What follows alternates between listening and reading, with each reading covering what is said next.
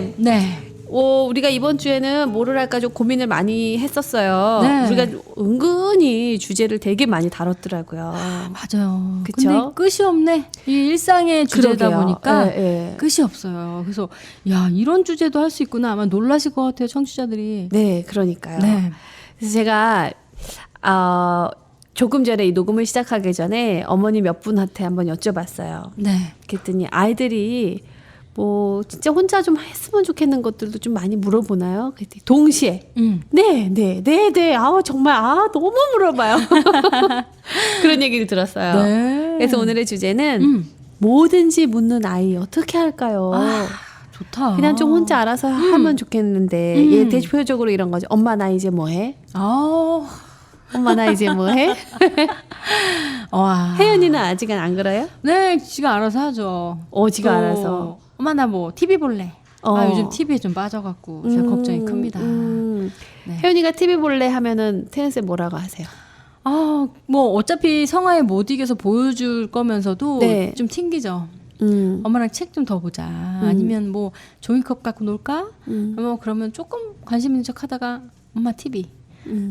그러면은 알았어 봐. 그런데 지금 태연쌤이 하는 반응에는 안 돼라는 말이 없네요. 네, 안 돼라는 말은 잘 안 해요. 그래서 어쩌면 네. 혜연이는 엄마 나 TV 볼래라고 얘기할 수 있을 것 같아요. 엄마 나 TV 봐도 돼? 혹은 엄마 나 TV 보면 안 돼? 더 나아가 엄마 나 TV 보면 안 되지. 그렇게 얘기하지 않고 네, 맞아요. 엄마 나 TV 볼래? I want. 난 네, 이걸 원해. 맞아요. 엄마 나 이거 원해라고 딱 얘기하네요. 아주 건강하네요. 네. 많은 엄마들이 그 혜윤이 나이 때부터 이제 쫙 시작이 되는 것 같아요. 그렇군요. 다 그렇게 키우고 싶은데 정말 걱정돼서 또 때로는 너무 힘들어서 지쳐서 네. 그렇게 좀 억압하지 않고 좀 자유롭게 풀어주고 싶으면서도 좀 그게 좀 안 되고 네. 또 저도 그렇고 우리 태연쌤도 그렇고 아이가 또 하나라서 또 그나마 덜한데 애 셋 키우고 내 키우는 엄마들은 아이고. 아이가 하고 싶은 거를 이렇게 쫙 어려서부터 이렇게 좀 자유롭게 해주면서 아이를 키우는 게 너무 어려워요. 너무 어려워요 그건. 그럴 것 같아요. 네, 좀 우리랑 또 많이 다를 수 있다는 거죠. 네네. 혼자서 1대1과 1대3은 또 다르고 1대2도 네. 다르죠. 네. 그래서 저는 아이가 하나라서 잘 몰랐는데 이제 다른 분들의 경험들을 많이 들으면서 이런 걸 좀 알게 됐어요. 아이가 하나일 때와 아이가 둘이 되면 그게 만약에 내가 좀 에너지를 써야 되는 게 30이다. 한 사람당 30이다. 네. 그럼 둘째를 낳으면 60이 돼야 되잖아요. 네. 측정상으로는. 근데 그렇죠. 60이 아니라 80 막 이렇게 되는 거예요. 셋이 되면 막 150 막 이렇게 늘어나는 거예요. 그러니까 인원수당 30이면 둘이면은 60, 셋이면 90 이렇게 딱 쓰면 얼마나 예측 가능해요, 에너지라는 그렇죠. 게. 네. 그런데 둘이고 셋도 그 차원이 아니더라고요. 갑자기 100짜리가 태어날 수도 네, 있는 거잖아요. 네. 그래서 이게 참 이 육아라는 게 후회 없는 육아를 위해서라는 어떤 거에도 우리가 늘 조심하는 것 중에 하나죠. 태연쌤이랑 저랑 정답이 없다는 거죠. 맞습니다. 예. 네. 그러나 우리가 정답은 없지만 그럼에도 불구하고 같이 고민하고 탐구하고 방법을 찾아보는 연습은 좀 중요할 것 같아요. 네, 맞아요. 네. 그래서 오늘은 아까 혜연이처럼 엄마 나 이거 했으면 좋겠는데 내가 어떻게 하면 좋을까요? 라고 말할 수 있는 아이로 네. 어떻게 하면 우리가 좀 도와줄 수 있을까? 이미 우리 아이는 엄마 나 똥 싸도 돼? 엄마 나 자도 돼? 엄마 나 이거 먹으면 안 돼? 마치 누가 봐봐요. 아니 저 엄마는 먹을 것도 제대로 안 주나 왜 애가 그냥 집어 먹으면 되지. 엄마 나 이거 먹으면 안 돼? 그리고 또 한창 다른 엄마랑 차 마시고 있는데 와가지고 엄마 나 똥 싸고 와도 돼? 막 이런 거 물어보면 네. 아니 그 집 애기는 똥 혼자 안 싸러 가? 뭐 이러면 얼마나 창피해요. 그렇죠. 어떻게 하죠? 뭐 순종적인 아이라서 어떻게 보면 양육하기 쉬우셨을 수도 있는데 네. 또 너무 그러면 참 답답할 것 같아요. 그렇죠. 네네네. 네. 그래서 어디서부터 어디까지를 혼자 할 수 있는 거고 어디서부터 어디까지가 엄마가 가르쳐주고 도와줘야 되는 건지를 우리가 좀 알아야만 아이들한테도 좀 잘 가르쳐줄 수 있을 것 같아요. 네. 애들은 좀 모르지 않을까요? 그렇네요. 특히 많이 혼나고 막 네, 맞아요. 잔소리 많이 듣는 억압. 애들은 네. 뭘 해도 혼나니까 엄마한테 물어보는 게 이제 습관이 된 거죠. 네. 그래서 예전에 한번 제가 교육할 때 얘기했었는데 이스라엘 심리학자 한 명이 그 연구를 했어요. 재밌는 연구를 했어요. 네. 그러니까는 리더가 조직원들한테 강압적이고 억압적으로 행동할 때, 또 좀 더 구체적으로는 화를 많이 낼 때, 네. 그리고 비난을 많이 쏟아부을 때 업무 효율성이 높아지느냐 낮아지느냐. 그러니까 단순한 기계적인 업무에 있어서는 단기적으로는 효과가 있었다. 예를 들어 인형 눈알 붙이기, 봉투에 풀 비추기 같은 이런 네. 단순 기계적인 업무는 빨리 하기 시작했다는 거예요. 잘하고. 그런데 장기적으로 볼 때는 이런 단순한 업무의 효율성도 떨어지기 시작했다. 그리고 단기적인 효과 측면에서도 이런 단순한 기술적인 어떤 업무가 아니라 단기적으로도 창의성을 요구하는 업무의 경우에는 효과가 떨어졌다. 그러면 이게 가정이나 아이들한테는 어떤 영향을 줄 수 있느냐? 마찬가지예요. 이 심리 실험에 대해서 우리가 알 수 있는 아주 중요한 팁은 인간이라는 존재가 어떤 억압되거나 두려운 환경 속에서는 창의성을 발휘할 수가 없다는 거예요. 그 말은 다시 말하면 생각할 수 있는 능력이 저해된다는 거거든요. 네. 그건 뭐겠어요? 익숙한 방식으로만 하려고 한다는 거예요. 어떻게 보면 실수하지 않겠다는 거죠. 네. 그걸 용납을 안 하는 거네. 실수 그렇죠. 자체를. 실수를 용납하지 않겠다는 건 뭐냐면 도전하지 말라는 거예요. 그렇죠. 왜냐하면 도전한다는 건 실수가 있을 수밖에 없는 과정이기 네네네. 때문에 그러면 결국은 아예 하지 말라는 거거든요. 그렇죠. 조직에서는 침묵 현상이 이렇게 오고요. 가정에서는 이렇게 자란 아이들이 사춘기 때 아주 다른 행동을 하기 시작하죠. 그래서 우리 아이 어리잖아요. 네. 아직 어린 아이들인 경우에 어디서부터 어디까지 우리가 관여하고 어떤 것들은 아이가 독립적으로 할 수 있는가 이걸 아는 게 되게 중요할 것 같아요. 네네. 그런데 이게 우리가 일관적일 수가 없다는 거예요. 예를 들면 그 예전에 우리 그거 다뤘던 거 혹시 기억할까요? 두려운 거, 무서운 거 안 하려고 하는 아이에. 네. 제가 그때 제 아이 얘기를 하면서 무슨 얘기를 했었냐면 제가 그 아이가 가스불에 대한 두려움이 있었어요. 그렇죠? 네. 어둠을 무서워하는 아이 그 기억나시죠? 네, 기억나요. 예. 그래서 제가 제 아이한테 그 가스불을 켜는 것을 점진적으로 좀 도와줬었어요. 네. 근데 아이가 불을 두려워했었던 이유 중에 하나는 뭐 여러 가지가 있었겠지만 제가 가만히 생각을 해보니까 걔가 혼자 하려고 했을 때 너무 억압한 거예요. 너 위험해. 네. 너 그거 만지면 안 돼. 너 왜 엄마한테 묻지 않고 했어? 막 이렇게 했다는 네, 거죠. 네. 근데 어떤 날은 이제 충분히 그게 할 만한데도 아이가 안 하니까 또 뭐라 그래요? 이제 혼자서 그 정도는 해야지. 너 언제까지 엄마한테 물어볼 거야. 아이는 굉장히 혼란스러울 수 있는 거죠. 맞아요. 언제는 또 하지 말라 그랬다가 언제는 하지 말라 그러고 이제는 또 하라 그랬다가 언제는 또 하라 그러고. 네. 예를 들어서 그 형제 관계도 그래요. 형이 동생이 배고프다고 하니까 그 전기 포트에 뜨거운 물을 끓여가지고 사발면을 끓여줬어요. 네. 그럼 엄마가 너 이거 뜨거운 건데 엄마한테 엄마 내가 이거 동생 해줬다? 아이는 칭찬받고 싶어서 얘기했어요. 너 이런 거 엄마한테 물어보고 해야지. 너 이러다 뒤면 어떡하려고 네가 그거 네 맘대로 해. 이렇게 얘기해버리면 네. 아이는 나 혼자 할 수 있는 건데 하면 안 되는 건가 보다. 이렇게 또 생각할 수 있겠죠. 네, 맞아요. 그러다 보면 점차 엄마 나 이거 물 끓여도 돼? 엄마 이거 엄마 눌러줄 수 있어? 너가 할 수 있잖아 해. 혼란스럽기 시작해요. 네. 어쩔 때는 혼자 하라고 하고 어쩔 때는 하지 말라고 하고 그야말로 뭐 옴짝달싹 못하는 그렇죠. 그런 상황이 되는데 그거예요. 갑자기 생각나는 아이가 있어요. 어떤 아이가 생각났어요? 진짜 얌전하고 말도 잘 안 하고. 네네. 근데 대신 좀 약간 얼굴에 그늘이 있다 그럴까 말도 잘 안 하고 그냥 고개 숙이고 그냥 엄마가 하라 그러면 하고 또 많이 네. 혼났던 애인데 네. 걔가 갑자기 대학교를 가더니 네. 페이스북 프로필을 봤는데 네. 얼굴에 화장을 네. 코스프레 같이 있잖아요. 막 어. 머리는 주황색에 네. 얼굴에 막 빨간색으로 막 점을 찍고 네.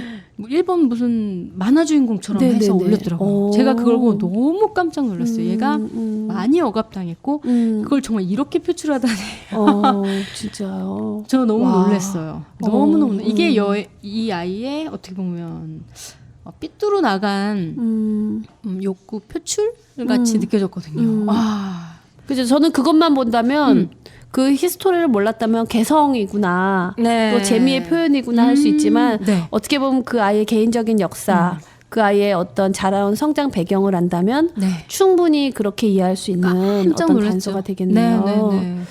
그쵸. 우리는 그 케찹과 똑같아서 이 케찹을 살살 짜면 케찹이 살살 나올 거고요. 네. 이것을 힘을 줘서 팍 눌러버리면 그 케찹의 결과도 팍 나오게 될 거예요. 결국 뭔가 나오긴 나옵니다. 그렇죠. 네네. 그래서 우리가 억압을 당할수록 어떤 방향으로든 강하게 그게 나갈 수밖에 없는 거죠. 네.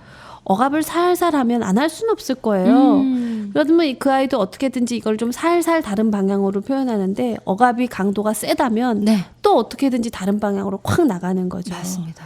그리고 그거를 속으로 삭힌다면 정말 마음의 병이 될 것 같아요.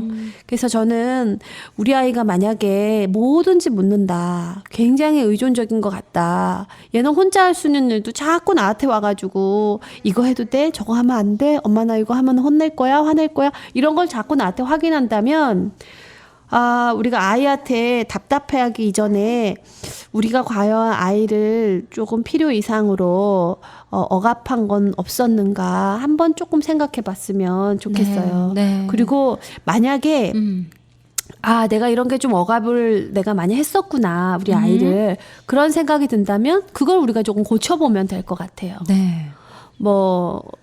저 같은 경우에도 제 아들을 많이 억압하고 키웠던 것 같은데 모든 엄마들이 아이를 억압할 때에는요, 아이가 미워서라기보다는 그 아이가 옳은 거를 잘 배워서 가기를 바라는 마음에, 또 하나는 이대로 두면 뭐 결과가 좀 걱정될 때, 혹은 이대로 두면 내 아이가 다칠 것 같아서 네. 이렇게 보호하려고 하는 마음으로 억압, 안 돼, 그거는 그만해, 못하는 거야, 엄마한테 반드시 물어봐야 돼, 뭐 이런 거를 했겠죠. 그런데 아이들은 계속 성장해 가잖아요. 네. 계속 발전해 나가잖아요. 그런 의미에서는 이 억압의 단계와 그 강도도 변해야 되는 게 아닐까 네. 하는 생각이 조금 드네요. 그래서 만약에 아이들이 우리가 예를 들면 이런 거죠. 엄마가 다 해줄게. 너 공부만 해. 엄마가 시키는 거 가르쳐주는 것만 하면 돼. 엄마 말만 들어. 다 돼. 엄마한테 이런 건 물어봐야 돼. 네. 라는 말을 자주 하고 있었구나라는 생각이 든다면 이제부터 똑같은 상황에서 우리 아이가 자율적이고 주도적으로 할 수 있도록 돕기 위해서 우리가 뭘 해봐야 되는가, 거기서의 좀 얘기를 한번 나눠봤으면 좋겠어요. 생각해보면 우리나라 엄마들이 네. 특히 아들을 좀 많이 그렇게 억압하지 않았나 이런 생각이 드는 게, 네. 저희 남편도 좀 툭하면 많이 물어봐요. 이거 어딨어? 이거 어떻게 해? 내일 뭐 할 거야? 뭐 어떻게 할 거야? 막, 네. 좀 알아서 좀 해. 그러니까, 왜 자기는 왜 이렇게 뭐 좀 대답해주는 게 그렇게 어려워? 근데 난 좀 알아서 좀 하면 안 될까? 뭐, 혜연이 옷은 어딨어? 뭐 입혀야 돼? 뭐 이거 입혀야 돼? 뭐 이런 것들이 좀 이렇게, 왜 그럴까? 근데 우리 그렇죠. 남편만 그런 줄 알았더니, 남의 집 남편도 다 그래요? 어디 공공장소 갔는데, 자기야! 막 그랬더니 어떤 부인이, 그만 좀 불러. 막 이러는데, 뭐 비슷하구나. 에이, 많이들, 이렇게 부인한테 많이 물어보는 그런 네. 남자들이 좀 많이 있는 것 같다는 네. 생각이 들더라고요. 예. 제가 기업에서도 물어봤어요. 만약에 여러분 자녀가 아빠 너 너무 힘들어서 살기 싫어라고 말하면 뭐라고 하시겠어요? 라고 물어봤더니 어떤 아버지는, 야 이 자식아, 기운을 내. 누구나 다 힘들 수 있어. 뭐 이렇게 얘기하겠네요. 했더니 어떤 분은 이렇게 얘기하시고, 엄마한테 물어봐. 엄마한테. 아빠한테 묻지 말고 엄마한테 가봐. 그때 많은 남자분들이 막 박수를 치면서 고개를 끄덕이면서 상당히 동의하시는 거예요. 그래서 제가 이게 애들만의 문제가 아니구나. 맞아요. 이거 맞아서. 남자들도 이런 문제가 있구나. 왜 결국 우리 엄마들이 그 아들을 키웠죠. 그러니까요. 그래서 네. 이거 진짜 제가 정신이 번쩍 나면서 네. 내가 진짜 반성하고 내가 잘해야 되겠구나. 내가 잘해야 우리 아들이 나중에 행복하게 건강한 결혼 생활 하겠구나. 이 아들들이 결혼해서는 결국은 그러니까요. 또 아내한테 물어본단 네네. 말이죠. 그런 생각이 들면서 나 뭐 아주 먹어? 책임감. 저녁 뭐 먹어? 그렇죠. 이거 먹어? 밥 이거 먹어도 돼? 반찬 이거 꺼내 먹어? 이제 난리 났네요. 혜윤이가 문제가 아니라 이 집은 네, 그러게 남편이 말입니다. 문제네요. 네, 혜윤이 그러게 아빠 말입니다. 듣고 계십니까? 알아서 좀 해. 알아서 좀. 나이가 몇 살이야 지금? 자, 남편한테도 한번 적용해봐도 재밌을 것 같은데 네. 저는 행동 수정에서도 나오는 것 같아요. 스스로 하지 않는 아이들에게 자신감을 키워주거나 그 아이가 자율성을 키워주기 위해서는 어느 날 갑자기 내가 그동안 억압을 해왔는데 어느 날 갑자기 모든 걸 다 풀어버리고 모르겠다. 네가 알아서 해. 엄만 몰라. 이거는 아이들한테 더 위축되게 만드는 게 아닐까. 내가 뭐, 억압을 했었으니까 네, 이제부터 네. 난 다 풀어놓겠다. 맞아요. 그래버리면 그 아이는 정말 이거 맨 땅에 헤딩하는 기분일 거예요. 그러니까요. 내가 어디서부터 뭐를 해야 될지도 모를 거고요. 근데 사실 그런 엄마가 갑자기 그렇게 바뀌기가 쉽진 않아. 한 달 정도 바뀌어도 다시 돌아갈 가능성이 크지 않을까라는 생각이 좀 들어요. 제가 솔직히 저희 엄마를 보면 저희 엄마가 가끔 제 아들이 지금 중학생인데도 네. 아침이면은 샤워하면은 막 문을 두들겨요. 7시다. 7시 5분이다. 셔틀버스 간다. 그래서 제가 엄마 그냥 두시라고. 네. 그때 그러다 제 지각하면 어떡하니? 지각하면 알아서 버스 타고 돈 내고 버스 타고 돌아서라도 갈 거예요. 그런데 자기가 불편하면 내일은 좀 더 일찍 일어나겠죠. 너는 그게 문제라고. 왜 그거를 보고 있냐고 습관 들게. 네. 그러니까 제 아들이 정말로 샤워를 하는데 시간을 안 보더라고. 왜 어차피 할머니가 두들겨서 자기한테 얘기해 줄 거니까 자기 볼 필요가 없대요. 그게 바로 네. 우리가 어느 정도 선에서 개입을 지나치게 하면은요. 계속 거기에 책임을 져야 되는 그게 되는 거예요. 네. 근데 어느 날 제가 이제 엄마한테 진지하게 얘기를 했어요. 엄마, 우리가 좀 같이 어떤 양육관을 갖는 게 중요할 것 같아요. 그래서 몇 번 지각을 하더라도 아침에 한 번만 깨워주기. 샤워하면 그냥 기다려주기를 한번 해봐요. 그랬더니 네. 막 알았다. 알았다. 내가 이제부터 절대 내가 쟤한테 간섭하지 않는다. 그래서 한 2주가 지났는데 2주 동안 그 마지막 날 2주가 되던 날 지각을 했어요. 아이가. 그리고 나서 그날 아침은 지각을 하면 안 되는 날이라면서 막 허둥지둥 나가니까 이제 엄마가 터진 거예요. 그 다음 날부터 너 어제 지각했지부터 시작해가지고 막 몰아놨던 잔소리가 또 시작되는 거예요. 그래서 결국은 알아서 해. 네 맘대로 해. 이거는 선택이라기보다는 맞아. 그냥 에이. 포기식. 맞아요. 네 맘대로 어디 해봐. 이런 의도가 있기 때문에 네. 그거는 제가 볼 때 좀 올바른 방향이라고 보기 조금 힘들 것 같아요. 그러게 말이에요. 저 근데 엄마가 제 대신 했을 뿐이지 저도 엄마랑 별로 다른 에너지는 아니었었어요. 네. 그래서 저는 아이들한테 아직 어린 아이들이라면 엄마 나 이제 뭐 해? 라고 얘기를 하는 그 아이한테 네. 작은 목표부터 좀 같이 실천했으면 좋겠어요. 그러니까 아이들은 성공의 경험을 어떻게 늘려나가는가 자기가 주체적으로 생각하고 계획하고 실천을 하는 것을 어떻게 해볼 것인가인데 네. 처음부터 갑자기 그게 습관이 되어 있지 않은 아이한테 네 마음대로 해봐 이거는 하지 말라는 뜻보다 더 무서운 것 같거든요. 네. 예, 진짜 버려진 기분이 들 것 같기도 해요. 그렇죠. 우리 엄마가 날 포기했나? 그게 아니라 작은 행동부터 엄마 네. 나 숙제 다 했는데 이제 뭐 해? 라고 묻는다면 한번 다시 되물어보는 거예요. 너는 뭐를 하고 싶어? 근데 나 엄마랑 배드민턴 치고 싶어. 하지 마. 저희는 절대 짠 게 깜깜해. 아니에요. 맞아 그거예요. 네. 계속 아이가 어떤 제안을 할 때마다 거절부터 당한다면 네. 만약에 우리가 정말 이걸 고치고 싶다. 내가 우리 아이가 실천하고 스스로 결정해서 행동할 수 있도록 돕고 싶다면 조금 힘들더라도 할 수 있게 도와줘야죠.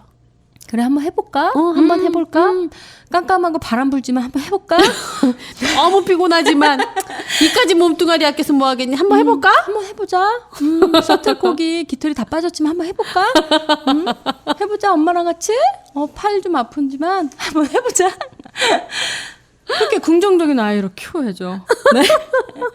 네. 그렇게 잠깐이라도. 네 맞아요. 아니면 그게 정말 안 되겠어요. 비도 오고 막 바람도 부는데 배드민턴 치자 그러면 그건 가능하지가 않잖아요. 그렇죠. 엄마 나 숙제 다 했는데 이제 뭐 할까?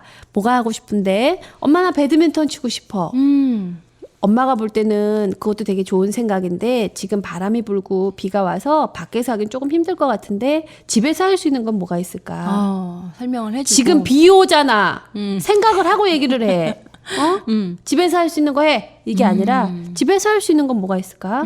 걔가 생각해서 결정할 수 있도록 네. 해주는 게 되게 중요할 것 같아요. 맞아요. 그리고 또 하나는 그 성공의 경험을 어떻게 늘려줄 것인가?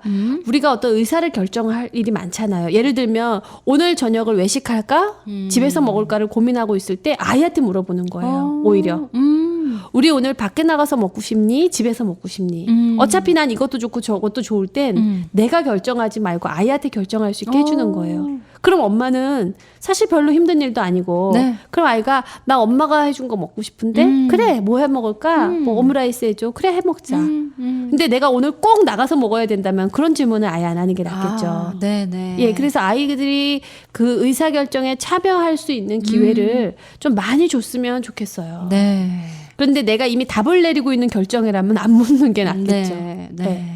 왜? 말해봐야 거절당할 거라는 생각을 아이한테 더 주기 때문에 결국 자기 뜻으로 할 거면서. 결국 네. 뭐 물어보면 뭐해? 엄마 맘대로 해. 엄마가 알아서 할 거잖아. 엄마 하고 싶은 대로 해.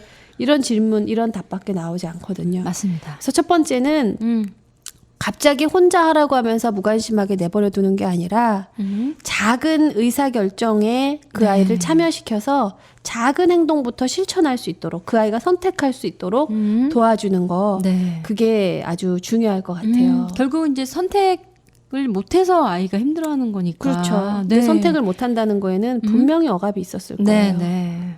선택할 수 있도록 엄마가 도와준다. 네. 네. 그리고 그 선택할 수 있는 질문을 할 때 아주 중요한 이슈에서 우리가 이미 답을 갖고 있다면 우리 부부가 이미 답을 다 내렸다면 그건 아이한테 물을 필요가 없겠죠. 그렇죠. 네. 네.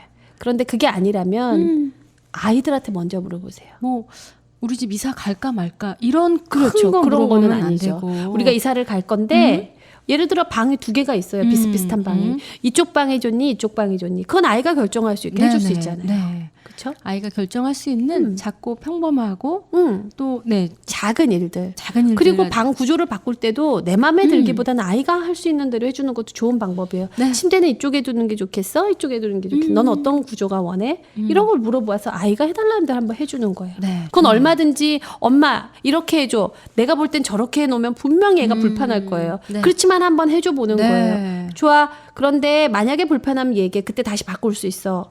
그래서 아이가 그 의사결정에 얼마만큼 참여할 수 있는가가 이 아이가 의존적인 것에서부터 좀 더 독립적인 아이로 자랄 수 있는데 좀 도움이 되지 않을까 하는 생각이 들어요. 네. 실제로 아동 인권을 보면 여러 가지 그 네 가지의 권리가 있어요. 그 중에 하나가 이 참여권이에요. 생명권, 보호권, 발달권, 참여권 이 네 가지의 아동 인권의 권리가 있는데 참여권은 특히나 제 생각에는 의사결정 여부하고 아주 긴밀하게 관련이 있고 그것은 소통이에요. 네. 대화예요, 대화. 그래서 아주 중요하거나 내가 어른으로서 부모로서 책임져야 될 이슈가 아니라면 사소로운 것들까지도 내가 내 마음대로 하고 있지는 않은지 아이를 의사결정에 참여시키고 있는지 우리가 한번 볼 필요가 있을 것 같아요. 네. 이게 첫 번째라고 한다면 두 번째는 뭐냐면 그 행동에 대한 결과를 축하해 주자는 거예요. 네. 네. 네. 만약에 그 아이가 엄마 나는 오늘 외식 안 하고 집에서 밥 먹었으면 좋겠고 엄마가 오므라이스 해줬으면 좋겠어 라고 한다면 오므라이스를 해줄 거 아니에요? 그 아이가 네. 맛있게 먹잖아요. 야 네가 먹겠다고 해서 엄마가 해줬는데 네가 이렇게 잘 먹으니까 엄마가 되게 고맙고 좋다 라고 하는 거죠. 너무 좋네요. 네. 네네. 그러니까 이 두 가지 규칙인 거예요. 첫 번째는 아이들도 참여해서 의사를 결정할 수 있는 이슈를 우리가 좀 생각해 본 후에 네. 그거를 물어주자. 그래서 아이가 결정할 수 있도록 조금 도와주자는 거죠. 그래서 네. 작은 행동에 대한 실천과 선택권을 허용해 주는 거예요. 두 번째는 그 결과에 대해서 칭찬이 아니에요. 잘했어. 네. 잘했어. 이 칭찬이 아니라 축하해 주자는 거. 엄마가 기뻐. 축하한다. 네. 너의 작은 이 성공을 축하한다는 그 마음으로 네. 멋있다. 엄마도 기쁘네. 너도 기쁘니? 하면서 걔 감정도 확인해주고 내 감정도 표현해주고 이 두 가지가 아주 간단한 것 같지만 굉장히 중요할 것 같아요. 네. 그러네요. 네. 요즘 뭐 의사결정 장애 네. 이런 말도 유행하는데 정리 성인인데도- 정돈하고 연결해서 그거 되게 많죠. 그렇군요. 못 버려요. 물건을 못 버려요. 네. 우리가 어렸을 때부터 네. 이렇게 엄마가 그렇게 훈육 방식을 선택할 수 있도록 키운다면 정말 자기 일을 자기가 선택하고 또 후회하든 그 책임을 어떻게 보면 그 책임이 싫은 걸 수도 있을 것 같아요. 책임지기 싫은 거. 맞아요. 그래서 저는 예전에 기업교육을 했을 때 그 교육 목차를 예를 들어 6주 과정이면 10주치를 붙여놓고 네. 여러분들이 6주 동안 배우고 싶은 6가지 그 주제에 대해서 스티커를 붙이라 그랬더니 네. 어느 기업에서 이런 교육을 했겠어요. 그러니까 저희 교육생들이 아유 그냥 수업은 정해진 거 아니에요? 되게 당황스럽네요. 그러더라고요. 그러니까 자기가 원하는, 그러니까 시키는 대로 수동적인 교육만 우리가 받아왔죠. 고등학교, 중학교 성적 저거 시험 그 뭐죠? 시간표도 다 마찬가지잖아요. 맞습니다. 우리가 선택해서 듣지 않았어요. 그랬으면 좋겠어요. 네, 우리가 선택해서 들을 수 있으면 어쩌면 참여할 때 그 시작선에서부터 자율적인 참여의 욕구가 다른 상태에서 시작할 거예요. 네. 근데 이미 야 오늘은 수학이야 책표 하면 이미 그때부터 이 아이들의 자율성을 우리가 확인하지 않았기 때문에 근데 이런 교육 환경을 우리가 갑자기 바꿀 수는 없어요. 네. 그렇잖아요. 네. 그럼 뭐 어떤 대안이 있겠어요. 결국 가정 내에서 의사결정이라도 우리 아이들이 많이 참여할 수 있도록 도와주는 거죠. 네. 저는 아주 간단한 예로 저희 이제 집안 식구들이 가끔씩 주일이나 이렇게 예배 드리고 나서 밖에서 밥을 먹는데 제 아들은 안 가겠다고 하는 거예요. 근데 솔직하게 안 가도 그만이에요. 네, 근데 네. 안 가겠다는 말을 못 듣겠는 거예요.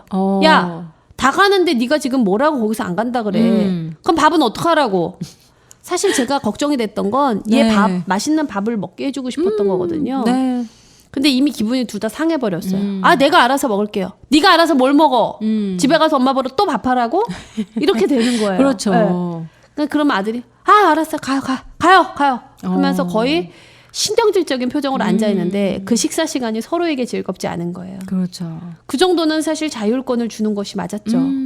왜냐면 중학생이나 됐으니까. 네, 저도 네가 그런 알아서. 실수를 지금도 해요. 그래서 이제 다시는 물어봐요. 요즘에는 우리 다 외식하려고 하는데 왜냐면 집에 별로 먹을 게 없어.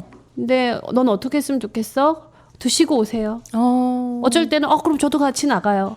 만약에 드시고 오세요 하면 집에 라면밖에 없는데 너는 식사 어떻게 할 생각이야? 그럼 제가 알아서 할게요. 라면 먹든지 아니면 엄마 올 때까지 기다리든지 오면서 거기서 포장해다 주세요. 이럴 때도 있거든요. 네. Why not? 그래 알았어 엄마 그렇게 할게. 그러면 굉장히 즐겁게 먹을 수 있는데 같이 움직여 같이. 우리가 남이가 꼭 그럴 필요는 없었다는 거죠. 맞아요. 네. 만약에 그날이 할머니 생신이었다. 할아버지 생신이었다. 그럼 좀 더 다른 이슈예요. 네. 그럴 때는 그 아이의 자율권 이런 것들을 허용해 주는 것보다도 가족이 함께 이 날을 축하하는 게 어떤 의미인지 아이한테 가르쳐 줘야 되겠죠. 그래서 우리는 판단할 수 있어요. 이 정도까지는 우리 아이의 의사를 존중해 줄 수 있는 일인지 이 일은 내가 좀 저 결정해서 아이한테 가르쳐야 되는 일인지. 그런데 필요 이상으로 아이가 결정할 수 있는 일까지도 우리가 다 간섭해서 안 돼, 돼를 통제하고 있지 않았는가. 그거를 좀 스스로 우리 엄마들 스스로 좀 봤으면 좋겠고 그 이전에 나는 얼마나 많은 억압 속에서 컸는지도 한번 생각해 봤으면 좋겠어요. 우리도 이미 거기 너무 익숙해져 있거든요. 맞아요. 스스로 무엇인가를 선택할 수 있는 기회가 참 많이 없었는데 네. 우리 아이들마저도 그 기회를 빼앗는 네. 그런 일은 없었으면 좋겠어요. 네. 뭐 사회에서는 좀 네. 그렇게 군중심리 많은 사람들에게 뭐 선택권을 같이 네. 따라간다고 할지라도 네. 집에서는 좀 길을 팍팍 세워줄 수 있었으면 좋겠네요. 네. 그래서 이번 한 주 네. 다음 만날 때까지 두 가지에 대해서 한번 해봤으면 좋겠어요. 우리 아이들이 잘 작은 선택 할 수 있도록 작은 목표를 설정하고 그것을 선택할 수 있도록 그러니까 실천할 수 있도록 네. 참여시켜주기. 너는 어떻게 했으면 좋겠어? 너가 원하는 건 뭐야? 한번 말해볼래? 네. 그 다음에 그 결과에 대해서 같이 축하해주기. 축하한다. 네. 고맙다. 엄마도 기쁘다. 너도 기쁘니? 잘했어라는 말 대신. 아. 네, 그렇게 축하해주기. 네네. 이렇게 한번 의사결정 참여권에 대해서 네. 다뤄봤습니다. 좋습니다. 네. 너무 기대되고요. 또 네. 이번 한 주간도 잘 기억하셨다가 실천해 보시고 다음 네. 주 이 시간에도 가을의 여인 우리 박지훈 쌤과 다시 한번 만나보도록 하겠습니다. 알겠습니다. 반갑습니다. 야, 네, 수고하셨어요. 수고하셨어요. 반갑습니다. 감사합니다. 예.